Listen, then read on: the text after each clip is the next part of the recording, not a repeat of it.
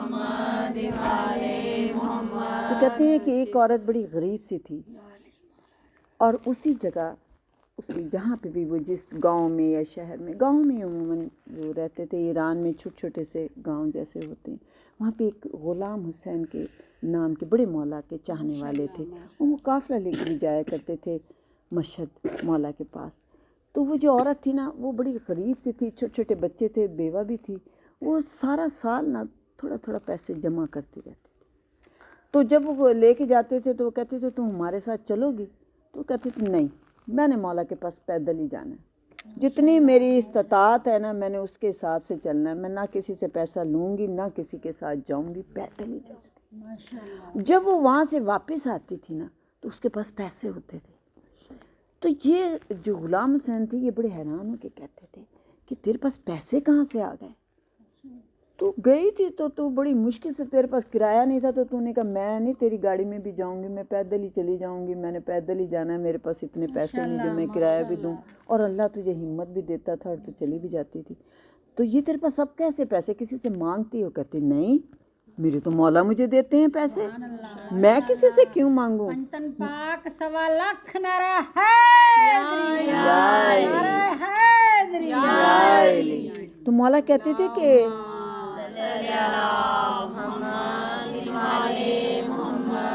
وہ عورت کہتی تھی مجھے مولا دیتے ہیں، وہ کہتے تھے ہم بھی جاتے ہیں، اتنے سال ہو گئے جاتے ہوئے، ہمیں کبھی مولا نہیں نظر آئے، تجھے کیسے کہتے؟ لو تمہیں کیوں نہیں نظر آتے؟ یہ میں آپ کو کہہ رہی ہوں کہ جب آپ جائیں تو آپ یہ تصور کر کے جائیں کہ میرے مولا میری بیوی سامنے بیٹھی ہیں، تو آپ کو اگر اس وقت نہ نظر آئیں تو بعد میں آپ کو خواب میں زیارت ضرور ہو جاتی ہے، اس میں کوئی شک نہیں، آپ کو ضرور ہو جاتی۔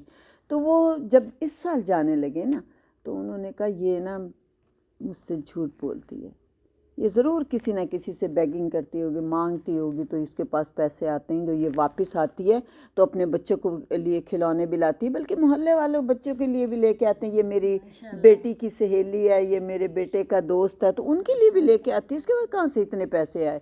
تو وہ تو گئے جس طرح قافلہ لے کے انہوں نے جانا تھا لوگوں کے ساتھ، وہ تو چلے گئے، یہ بیچاری پیدل گئی۔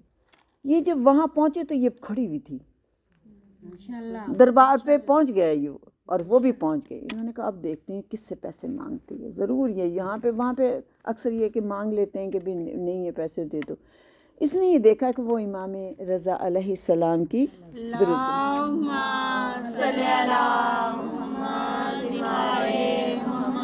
زری پہ جانے سے پہلے اس نے وضو کی۔ اچھا ان کی نظریں جو تھی نا سب سے ہٹ گئی، صرف اس کے اوپر تھی، اور وہ صرف اس کو دیکھ رہے تھے کہ یہ عورت جو ہے کیا کرتی ہے۔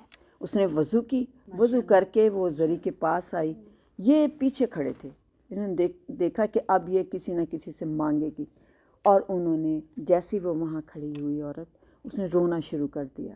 جو کچھ اس کے ساتھ سارا سال میں مصائب آئے تھے، مصیبتیں آئی تھیں، جو تنگی تھی، بیماری تھی، مولا میرے ساتھ یہ ہوا، میرا بچہ بیمار ہو گیا، یہ ہوا، مولا میرے پاس اس دن روٹی کھانے کو نہیں تھی، ہر حال بیان کرتی رہی۔ اور بیان کرنے کے بعد نا وہ غلام حسین پیچھے کھڑے ہوئے دیکھ رہے ہیں کہ وہ مسکرانے لگی اور پھر ہنسنے لگی، تو بڑے حیران ہوئے کہ یہ پاگل ہو گئی ہے، ابھی رو رہی تھی اب مسکرا رہی ہے، ہنس رہی۔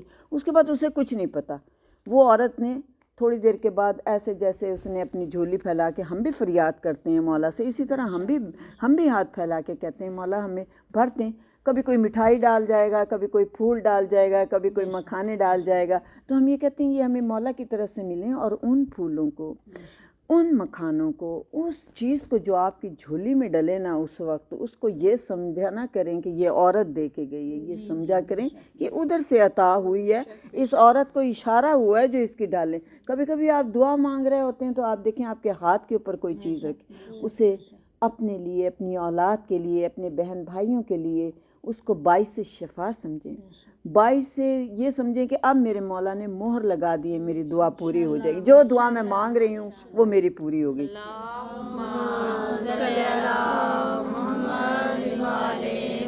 بلکہ کچھ چیزیں اس میں سے سنبھال کے رکھ لیا کریں کہ کبھی کبھی کوئی ایسا بیمار ہوتا ہے جس کے لیے کوئی علاج نہیں ہو رہا ہوتا، اسے دیا، پانی لیا، ایسی چیزیں سنبھال کے رکھا کرتے ہیں۔ تو وہ جو عورت تھی نا ہنستی مسکراتی، اس کے بعد بڑی خوشی خوشی سے اپنا اسی طرح جھولی یوں کر کے ایسے دوپٹے کو سمیٹ کے وہ باہر آ گئی۔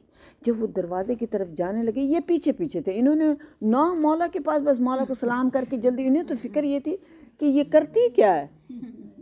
یہ آئے باہر، جب دروازے وہ آتے ہیں نا باہر تو جوتے رکھے ہوئے، وہاں سے انہوں نے بھی جوتا لیا، اس عورت نے بھی اپنے ٹوٹے ہوئے جوتے لیے، آنے لگی باہر تو یہ ایک دم آئے غلام حسین اور آ کے کہتے ہیں السلام علیکم، کیسی ہو بھائی تم، ٹھیک ہو؟ تو کہتے ہیں ہاں میں تو بڑی ٹھیک ہوں، میرے مولا مجھے مل گیا ہے، میرے مولا نے مجھے پیسے بھی دے دیے، یہ دیکھ۔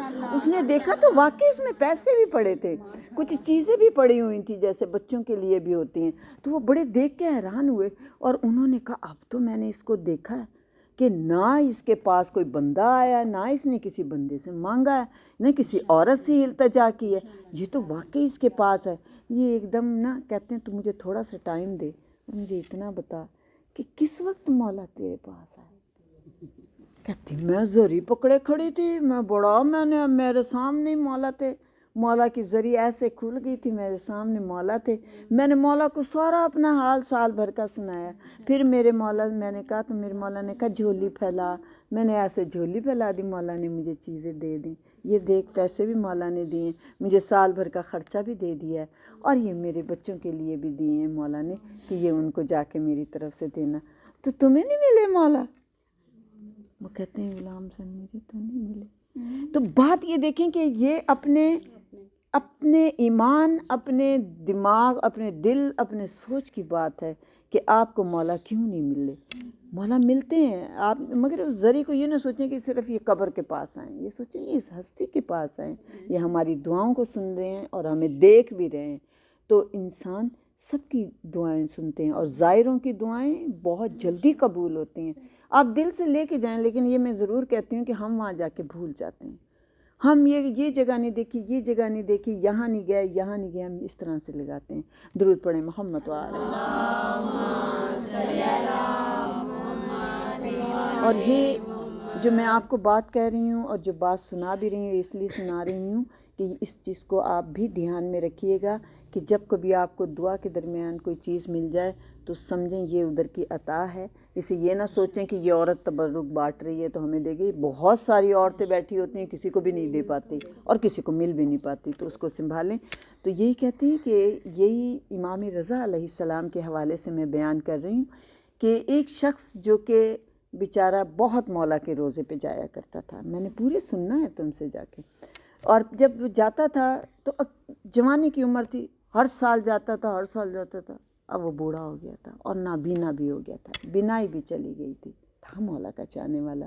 ایک دن کچھ جیسے لوگ آئے اور اس کے پاس جانے سے پیشتر وہ کہتا تھا مجھ سے مل کے جاؤ، تو وہ آئے اور انہوں نے کہا کہ ہم جا رہے ہیں، مشہد جا رہے ہیں مولا رضا کے پاس۔ تو ان میں سے جو ایک جوان بچہ تھا وہ وضو کر کے آیا اور وہ اس بزرگ کے پاس بیٹھ گیا اور اس بزرگ سے پوچھنے لگا کہ کیا بات ہے بابا، آپ بڑے پریشان لگ رہے ہیں؟ کہ میرا بڑا دل چاہتا تھا مولا رضا کے پاس میں جایا کرتا تھا، اب میری نہ صحت ہے اور میری آنکھوں سے نظر نہیں آتا، بیٹا تو ایک کام کرے گا میرا؟ اس نے کہا بابا فرما بردار ماں کے فرما بردار ہی بچے ہوتے ہیں۔ اس نے کہا آپ بتائیں کیا کام ہے، جو خواہش ہے وہ مجھے بتا دیں۔ کہا کچھ نہیں چاہیے مجھے، تم سے بھی کچھ نہیں چاہیے، بس مولا رضا کے نا مجھے اتنی سی مٹی لا دینا، صرف مجھے مٹی چاہیے، تھوڑی سی مٹی لے آنا۔ کہنے لگا کیا کریں گے؟ کہ وہ میں خود جانوں اور مولا جانوں، بس تو مٹی لے آنا۔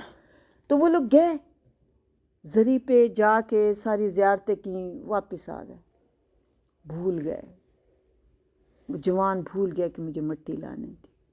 لیکن جیسے ہی اس نے بابا کو دیکھا تو اسے یاد آیا کہ مٹی لانی تھی، اب میں کیا کروں؟ اس نے وضو کی اور مولا کی طرف رخ کر کے کہا مولا میں بھول گیا تھا، ارادہ نہیں تھا، ارادہ یہی تھا کہ میں مٹی لاؤں گا۔ اس نے وہیں پہ ایک تھوڑی سی مٹی اٹھائی، جس جگہ وضو گاہ تھی وہیں سے اس نے، ظاہر ہے اس زمانے میں کچی ایسی جگہیں ہوتی ہیں، مٹی اٹھا کے اس نے پڑیا سے بنائی، تھیلی جس میں پہلے چیزیں رکھتے ہیں پیسے ویسے، اسی میں اس نے وہ رکھی اور اس بابا کے پاس آ کے کہنے لگا بابا جی میں اپنے سامان میں سے نا تھیلی لینے گیا تھا، اس میں یہ مٹی ہے، میں لے آیا ہوں آپ کی مٹی، آپ دل برداشتہ نہ ہو بہنیں آپ کا وعدہ مجھے یاد تھا، میں مٹی لے آئی ہوں۔ دیکھیں اس نے یہاں آ کے مولا سے بات کی ہے، اور مولا کو اس بابا کی بات کتنی یاد تھی جب یہ جا رہے تھے۔ وہ آئے، اس بابا نے مٹی کھولی، اور وہ جوان کہتا ہے میں بڑی حیرانی سے یہ دیکھ رہا تھا، یہ کرتا کیا ہے اس مٹی میں؟ بابا جی اب کیا کریں گے؟ کہتا بیٹا دیکھ میں کیا کروں گا، یہ میرا مولا ہے۔ اس نے مٹی اٹھائی، اس میں ایسے انگلی ڈالی، اور جیسے سرما لگاتے ہیں ایسے آنکھ میں ڈالا۔ مٹی یہاں کی ہے، امام رضا کے روضے کی نہیں ہے۔ اور جیسے اس نے آنکھ میں لگائی، اس نے ایک دم آواز دے کے کہا یہ دیکھ میری آنکھیں روشن ہو گئی ہیں، مجھے تیرا چہرہ نظر آ رہا ہے، میں تیرے چہرے کو بڑی اچھی طرح دیکھ رہا ہوں۔ یہ ایسے ہاتھ پھیرتا جاتا تھا اور کہتا جاتا تھا یا سبحان اللہ مولا رضا، تیرے در کی مٹی بھی اتنی پیاری ہے کہ مجھے آنکھیں مل گئی ہیں۔ اور سارے لوگ بڑے حیران ہوئے۔ تو یہ اپنی عقیدت کی بات ہے، اپنے خلوص کی بات ہے، آپ کے دل کی تڑپ کی بات ہے کہ آپ کتنی تڑپ سے ان کو پکارتے ہیں، انہیں بلاتے ہیں۔ مولا رضا کی ذات پہ بلند تر صلوات۔